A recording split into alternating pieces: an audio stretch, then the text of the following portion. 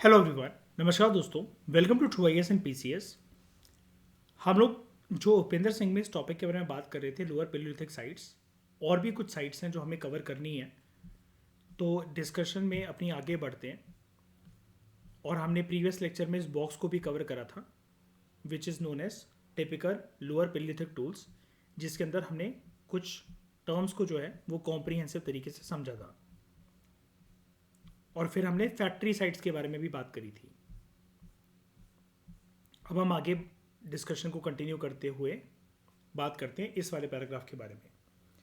Writer हमें यहाँ पर ये बता रहे हैं, बड़े सारे लोग जो हैं वो ऐसा सोचते हैं एज अ ऑब्जर्वर, मतलब आपके जैसे मेरे लोग जो इतिहास को पढ़ते हैं, पढ़ना पसंद करते हैं, कि जो स्टोन एज की जो साइट्स हैं वो एक जगह पर कॉन्सेंट्रेटेड नहीं होती हैं। ये तो हम भी जानते हैं, बहुत नॉर्मल सी बात यहाँ पर राइटर ने लिख रखी है।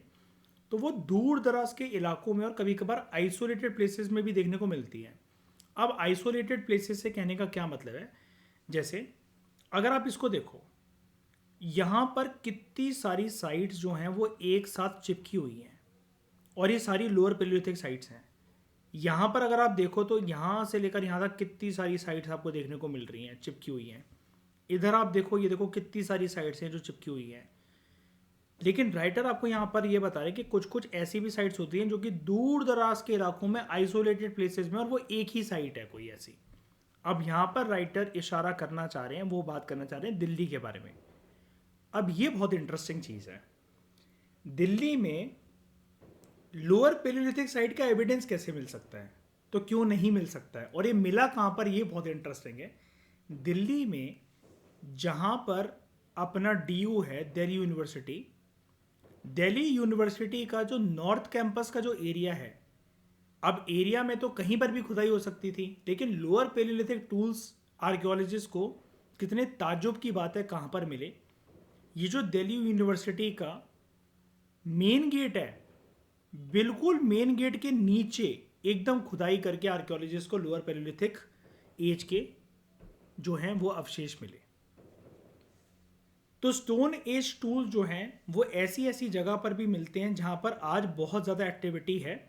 बस्टलिंग विद एक्टिविटी का ये मतलब होता है कि वो बेसिकली आज के समय में बहुत बिजी प्लेसेस हैं, टाउन्स हैं, सिटीज़ हैं, ट्रैफिक है, ट्रांसपोर्टेशन बहुत ज़्यादा है वहाँ पर। तो ऐसी जगह के नीचे भी lower palaeolithic tools find out हो सकते हैं।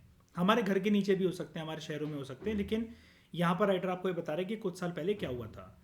तो इसका एक एग्जांपल है कि जो ऐसे स्टोनेज साइट्स हैं जो कि बहुत दूर दराज के इलाकों में, और वो कॉन्सेंट्रेटेड नहीं है इनकी तरह, जैसे ये पूरा आपको एक झुंड दिख रहा है मधुमक्खियों की तरह, ये भी और ये भी, लेकिन दिल्ली के आसपास आप देखो कोई भी आपको ये साइट नहीं दिखेगी, lower palaeolithic site apart from Delhi. पूरा एरिया ये देखो यहाँ पर खाली है। तो यहाँ पर हमें बताया जा रहा है, इसका एक एग्जाम्पल है कि डिस्टेंट आइसोलेटेड जगह पर हमें स्टोन एज के साइट्स और स्टोन एज के जो टूल्स हैं उसके एविडेंसेस कैसे मिल सकते हैं। Example is Delhi. अब चार यहाँ पर दिल्ली के अंदर हमें चार लोअर पेलियोलिथिक टूल्स जो है वो मिले थे 1956 में, आज़ादी के बाद ही मिले थे, ऑन द दिल्ली रिज। ये कहाँ पर है, जो मेन गेट है ना दिल्ली यूनिवर्सिटी का, वहाँ पर। और उसके बाद नर्दर्न रिज के पास भी वो डिस्कवर कर गया था। अब ये जो रिज है ना, ये कोई चीज़ नहीं होती है ज्योग्राफी के अंदर, मतलब ये दिल्ली यूनिवर्सिटी के अराउंड इर्द गिर्द जो एरिया है, जो नॉर्थ कैंपस का जो इलाका है, वहाँ पर जगहों के बेसिकली नाम है। दिल्ली यूनिवर्सिटी बहुत बड़ी यूनिवर्सिटी है, तो उधर एक क्वार्टर्स, पार्टीशन, या फिर आप कॉरिडोर्स कह लो, उनके नाम होते हैं बेसिकली ये। 1983 में कुछ सालों के बाद क्या हुआ, एक लेट एज की Acheulian tool in the form of hand axe जो है वो मिली थी फिर दूसरी यूनिवर्सिटी से। और वो कौन सी यूनिवर्सिटी थी, it was JNU, Jawaharlal Nehru university. ठीक है। अब इस प्रकार की बड़ी सारी जो सिस्टमेटिक स्टडी करी गई स्टोनेज साइट्स की इन सदर्न दिल्ली और उसके आसपास के इलाकों में, वहाँ पर हमें ऐसी 43 साइट्स देखने को मिली हैं, आइडेंटिफाई करी गई हैं। और यहाँ पर हमें लोअर पेलियोलिथिक टूल से लेकर जो माइक्रोलिथिक टूल्स हैं उन सब के एविडेंसेस हमें देखने को मिलते हैं। उसके अलावा दिल्ली के इर्द गिर्द उसके आउटस्कर्ट्स पर एक जगह है अनंगपुर, और ये कहाँ पर है? बदरपुर बॉर्डर जो नहीं है दिल्ली का अपना मयूर, वहाँ पर बदरपुर जो हिल्स हैं वहाँ पर जब, और ये कहाँ पर है? दिल्ली के सदर्न साइड पर पड़ता है ये। यहाँ पर भी जब एक्सकवेशंस करी गई थी तो हमें हज़ारों की संख्या में अर्ली और लेट एशुलियन एज के जो टूल्स हैं वो मिले थे। और यमुना रिवर के जो पेलियो चैनल्स हैं, अच्छा पेलियो चैनल्स का मतलब क्या होता है कि यमुना रिवर जिस जिस जगह से बह रही थी उसने अपना बेसिकली क्या करा, जो रूट चेंज कर लिया, और नदी जहाँ से अभी तक बह रही थी इसके हमें सिर्फ आर्कियोलॉजिकल एविडेंसेस देखने को मिल सकते हैं उस नदी के डायरेक्शन के, लेकिन अब वो नदी वहाँ से नहीं बहती है, अब वो पानी का स्रोत वहाँ से सूख चुका है। इस टर्म को हम लोग कहते हैं paleo channels, old age river channels, जो कि अब रिवर वहाँ से नहीं बहती है। फॉर एग्जाम्पल जैसे हम इंडस की बात करते हैं, इंडस आज जो रिवर सिस्टम है वो कितने नदियों के संगम से मिलकर बना है? आप मुझे बताओ कितने? नहीं, अभी कितना है? 6 है। सातवीं कौन सी थी पहले? सरस्वती। तो आप उस नदी को क्या कहोगे? Paleo channel. ठीक है, समझ गए ना कि मतलब नदी एक टाइम पे बहती थी, वहां से पानी का एविडेंस था, लेकिन आज वो सिर्फ एक एविडेंस के फॉर्म में रह गया। पानी का स्रोत या नदी बहती हुई नहीं दिखेगी आपको वहां से, लेकिन आपको ये पता लग जाता है खुदाई करके कि वो नदी वहां से निकलती थी। तो ये जो एविडेंस है ये हमें सजेस्ट करता है, हमें इंडिकेट करता है कि this was a large lower palaeolithic habitation. यहाँ पर इंसान लोअर पेलियोलिथिक एज के अंदर रहते थे, उनका बेसिकली यहाँ पर प्रॉपर हैबिटेट था, होम था, इस जगह पर वो काफ़ी टाइम तक रहे हैं। और मैंने आपको बताया था वैसे तो पेलियोलिथिक एज के अंदर प्रीवियस लेक्चर में हम ये वाली बात कर रहे थे कि वो नोमैटिक लाइफ वगैरह बिताते थे, लेकिन ऐसा नहीं है कि वो सेटल्ड जिंदगी नहीं बिताते थे। And this was also a factory site. अब फैक्ट्री साइट इसलिए कि अगर उन्होंने हैबिटेशन वगैरह बनाकर यहाँ पर रह रहे हैं तो कोई टाइम पास करने के लिए नहीं रह रहे हैं। यहाँ पर डेफिनेटली उनको अलग अलग जो स्टोन्स हैं वो प्राप्त होते होंगे, जिसके माध्यम से वो अपने स्टोन टूल्स जो हैं वो बनाते होंगे। अब ये वाली बात होगी दिल्ली की ख़त्म। अब हम चलते हैं राजस्थान की तरफ। राजस्थान में हमें जो पेलियोलिथिक एज है, जो 3 एजेस में फर्दर डिवाइडेड है, तीनों एजेस के साइमल्टेनियसली एविडेंस हमें देखने को मिलते हैं। फिर चाहे आप बात कर लो लोअर पेलियोलिथिक एज की, मिडल पेलियोलिथिक एज की और अपर पेलियोलिथिक एज की, तो ये टूल्स हमें मिले हैं अराउंड राजस्थान में। कहाँ? अजमेर रीजन में। और कुछ हमें लोअर पेलियोलिथिक एज टूल्स जो मिले हैं वो हमें जो राजस्थान के अंदर जो रिवर है लूनी रिवर, तो लूनी वैली से मिले हैं। उसके अलावा वेस्टर्न राजस्थान के अंदर ये जो डिडवाना है जगह, area in the Nagaur district, वहाँ से भी हमें एक मिडिल पेलियोलिथिक एज के कुछ जो टूल्स हैं वो हमें देखने को मिले हैं। फिर जोधपुर के पास हिल्स हैं एक, जिनका नाम है मोगरा हिल्स, यहाँ पर भी हमें एविडेंसेस को देखने को मिलते हैं, और ये एक फैक्ट्री साइट भी रह चुकी है। अगेन यहाँ पर हमें लोअर पेलियोलिथिक एज के टूल्स, मिडल पेलियोलिथिक एज के टूल्स, अपर पेलियोलिथिक एज के टूल्स, और इसके साथ साथ यहाँ पर जोधपुर के पास ये जो मोगरा हिल्स हैं ये एक फैक्ट्री साइट थी। तीनों पेलियोलिथिक एज के टूल्स तो मिले ही हैं, इसके अलावा हमें मीजोलिथिक टूल्स भी यहाँ से मिलते हैं। ठीक है, ये वाली बात हो गई राजस्थान की। अब बात करते हैं गुजरात की।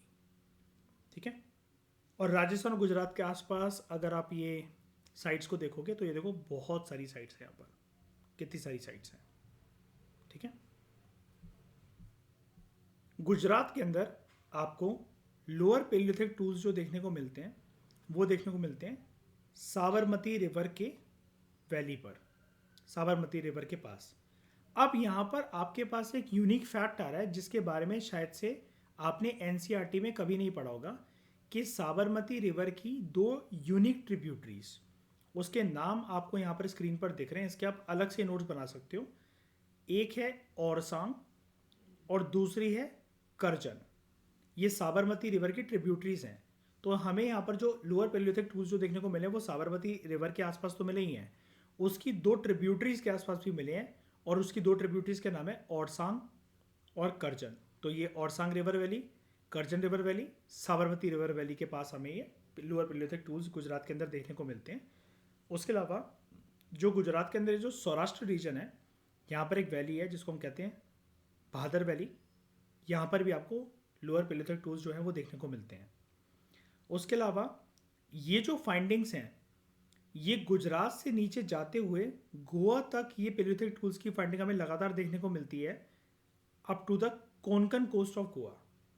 ठीक है, अब ये वाली बात हो गई गुजरात की। अब हम बात करते हैं यहाँ पर महाराष्ट्र की। महाराष्ट्र के अंदर आपको जो पेलियोलिथिक टूल्स देखने को मिलते हैं वो बड़ी सारी जगह पर देखने को मिलते हैं आपको along the coast of Wardha Wainganga river valley. ठीक है, वर्धा वायगंगा रिवर वैली के पास। इसके अलावा बड़े सारे स्ट्रेटिग्राफिक प्रोफाइल्स यानी कि लेयर बाय लेयर, जैसा कि हम हमेशा से डिस्कस करते हैं, लेयर बाय लेयर खुदाई करते हुए काफ़ी नीचे पेलियोलिथिक टूल्स हमें देखने को मिलते हैं यहाँ पर।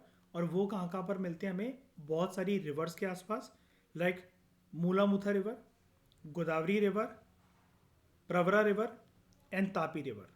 ठीक है, उसके बाद हमें पुणे में, again which is in Maharashtra, ठीक है, यहाँ पर एक रिवर है जिसका नाम है मूठा रिवर।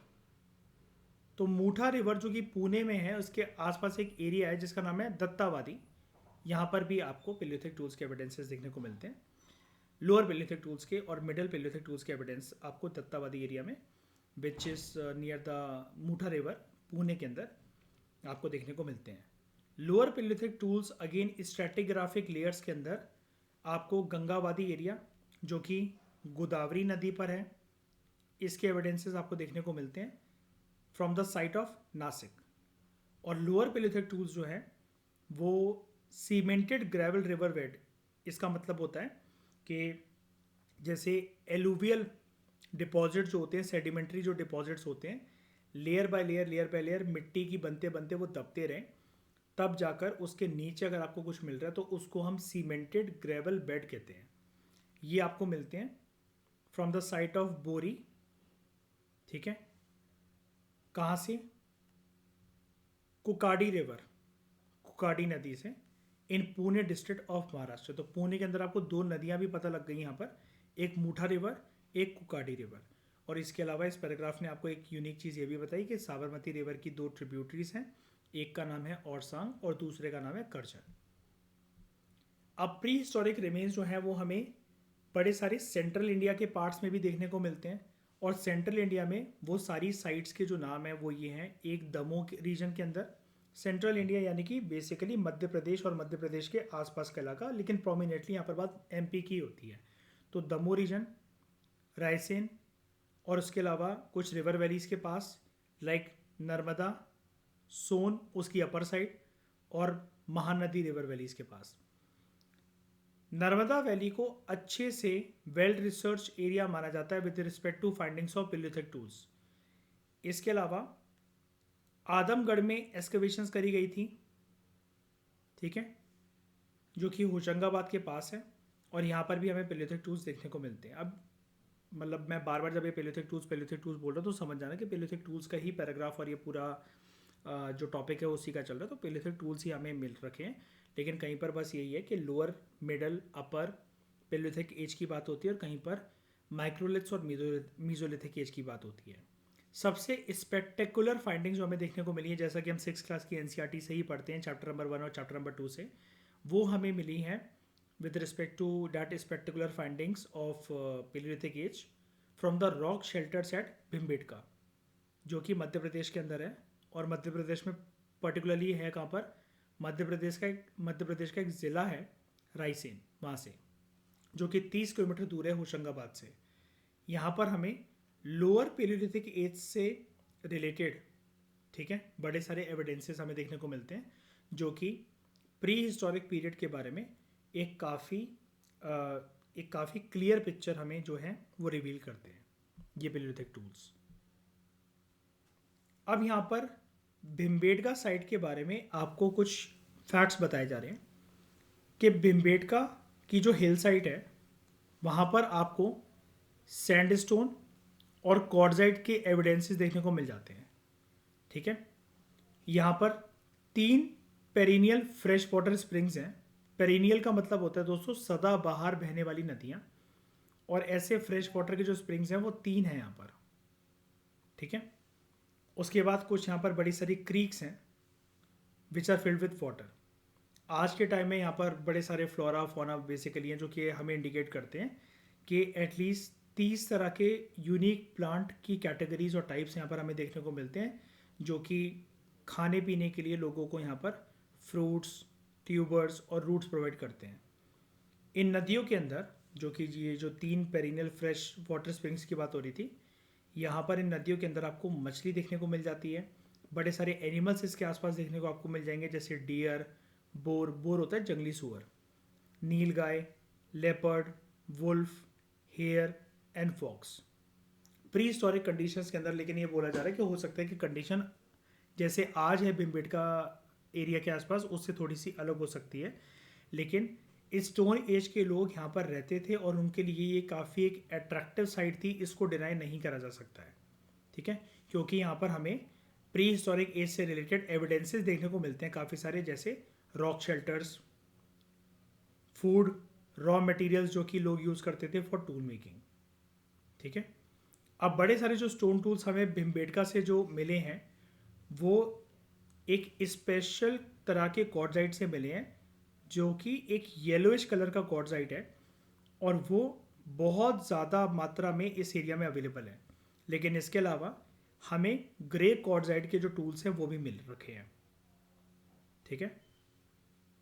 और ये सारी चीज़ें जो हमें मिल रखी हैं वो 5 स्ट्रेटिग्राफिक लेयर्स थी, जिसको 5 फ्लोर कहा जाता है, मतलब स्ट्रेटिग्राफिक लेयर को फ्लोर भी कह सकते हो। वो हमें यहाँ पर मिल रखी हैं along with flat stone slabs, जो कि आर्कियोलॉजिस्ट ने ऐसा पता लगाया कि these belong to lower palaeolithic age. यहाँ पर हमें कोई भी हड्डियाँ नहीं मिल रखी हैं, लेकिन किसी भी जानवर की या किसी भी चीज़ की ऐसा कोई हड्डियाँ नहीं मिल रखी हैं।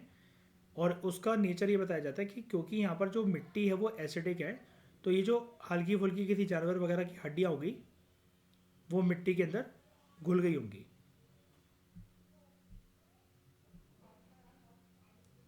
ठीक है। कौन सी? पेरिनियल रिवर, हाँ।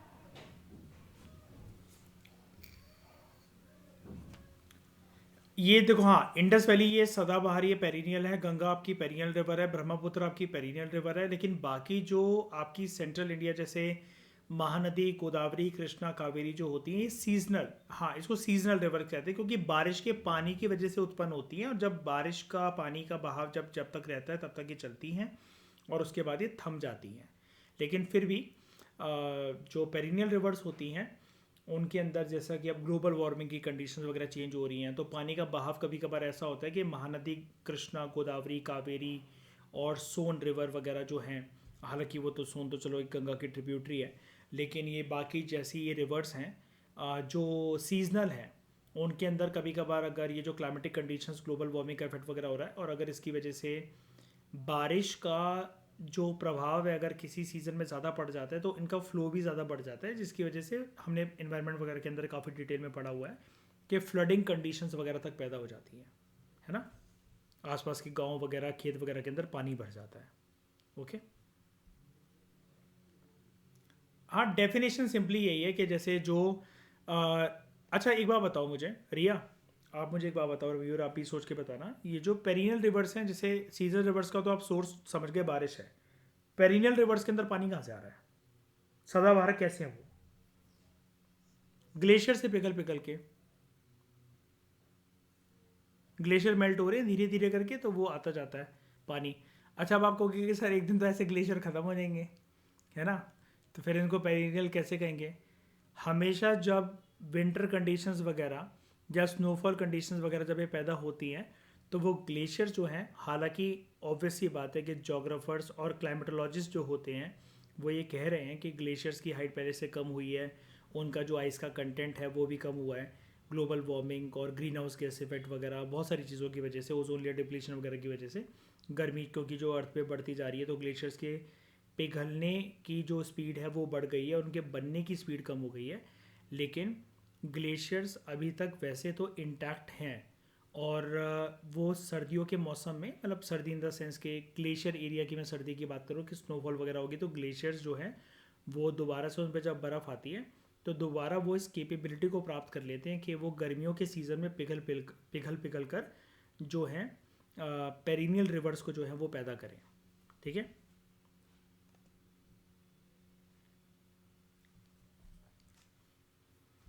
वो ये जो 3 रिवर्स हैं यहाँ पर भिम्बेटका साइड की, ये नहीं, ये प्रॉपरली कोई मेजर रिवर्स नहीं, क्योंकि यहाँ पर इन्होंने हमें पहले ही बोल दिया है या स्प्रिंग्स होता है, मतलब छोटी छोटी, जैसे हम कहते हैं ना नदियाँ नाले, है ना।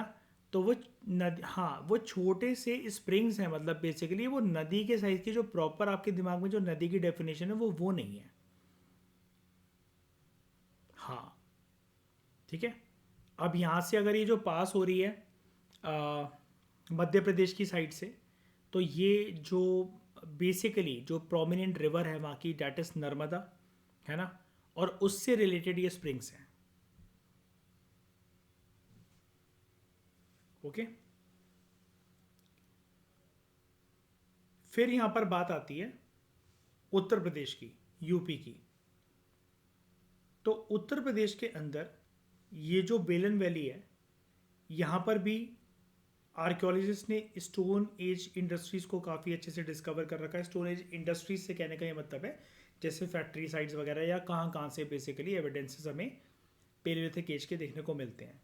तो आर्कियोलॉजिस्ट ने यहाँ पर इसको लोअर पेलियोलिथिक एज से लेकर नियो पेलियोलिथिक एज तक डिस्कवर कर रखा है यहाँ पर evidences to proto historic age also. ठीक है। इसके अलावा यूपी की बात तो चलो सिर्फ इतनी सी थी।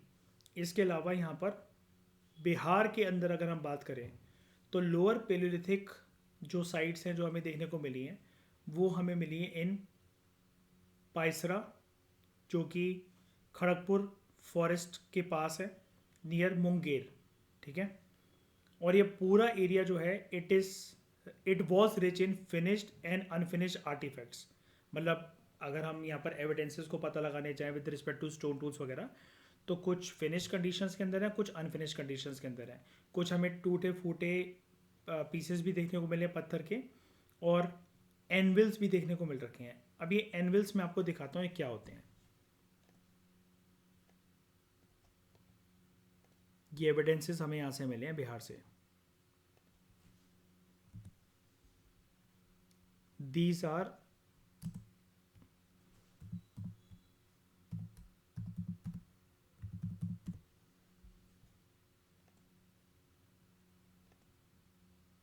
स्टोन एज के एनविल्स। बेसिकली आप जिस चीज़ को, जैसे आज के समय में एनविल होता है कि आप जिस चीज़ को बेस बनाकर उस पर कोई चीज़ कूट रहे हो, ठोक रहे हो, और फिर उस चीज़ को नकाशी दे रहे हो। ठीक है। ये तो हो गए चलो लेट ब्रॉन्ज एज वगैरह के।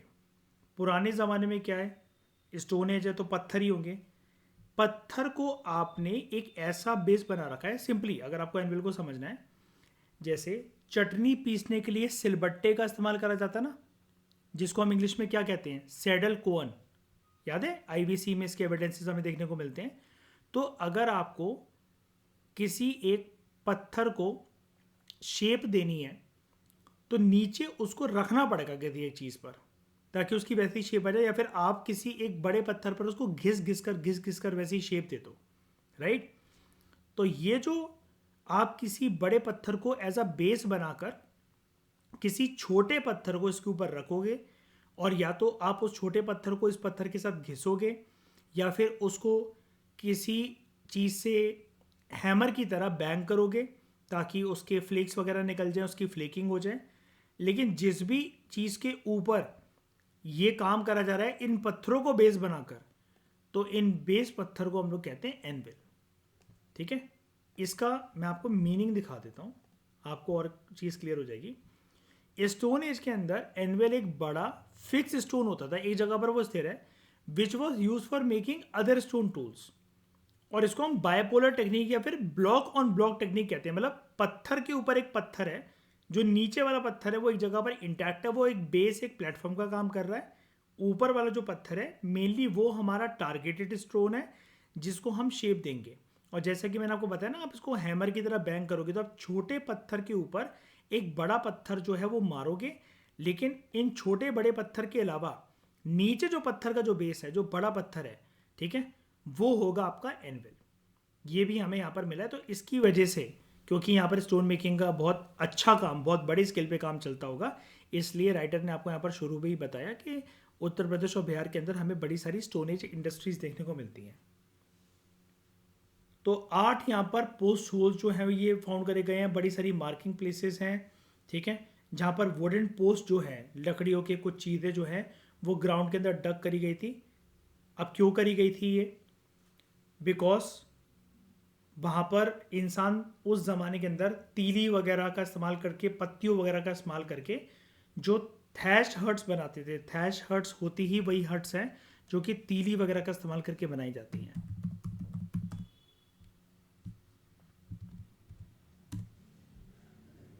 These are thatch huts.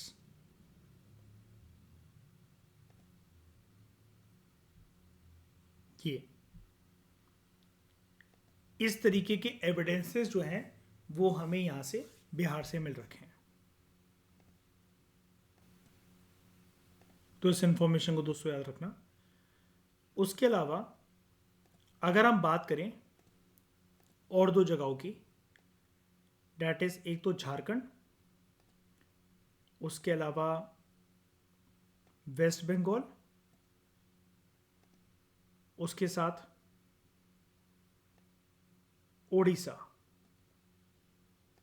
यहां पर हमें क्या मिल रहा है? तो रिवर वैलीज और जो फुट हिल्स हैं of the Chota Nagpur plateau in Jharkhand, और उसके साथ साथ near the areas of West Bengal, यहाँ पर भी हमें लोअर पेलियोलिथिक एज के जो टूल्स हैं वो देखने को मिले। उड़ीसा के अंदर टूल्स हमें तीनों फेजेस के, बार बार राइटर बोलते हुए थक गए थे, लिखते हुए थक गए थे कि लोअर पेलियोलिथिक, मिडिल पेलियोलिथिक, अपर पेलियोलिथिक, तो तीनों फेजेस के जो पेलियोलिथिक टूल्स हैं वो हमें यहाँ पर देखने को मिले हैं। उसके अलावा लोअर और मिडिल पेलियोलिथिक टूल्स जो हैं वो भी यहाँ पर एक्सप्लोर करे गए हैं इन संबलपुर डिस्ट्रिक्ट एट दारी डुंगरी नाम की एक जगह पर। और लोअर पेलियोलिथिक टूल्स जो हैं वो आपको 2 नदियों के पास देखने को मिलते हैं, उन नदियों के रिवर, मतलब एक रिवर वैलीज के पास देखने को मिलते हैं।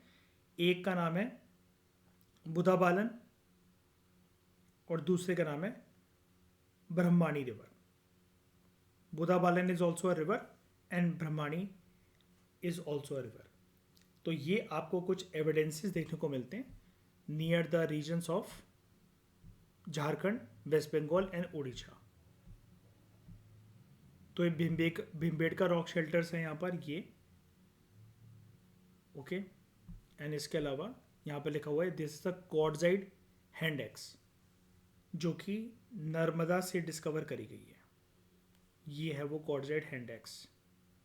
और इसको ऑब्वियसली बात है, जैसा कि मैंने को प्रीवियस लेक्चर में बताया था और इतना आप बेसिक इन्फॉर्मेशन जानते हो, कि इसको किसी वुड या फिर बोन के साथ एक हैंडल बनाकर अटैच करा जाता होगा ताकि ये प्रॉपर कुल्हाड़ी की तरह काम कर सके, ओके। तो इस डिस्कशन में दोस्तों फिलहाल इतना ही। Thank you very much for discussion.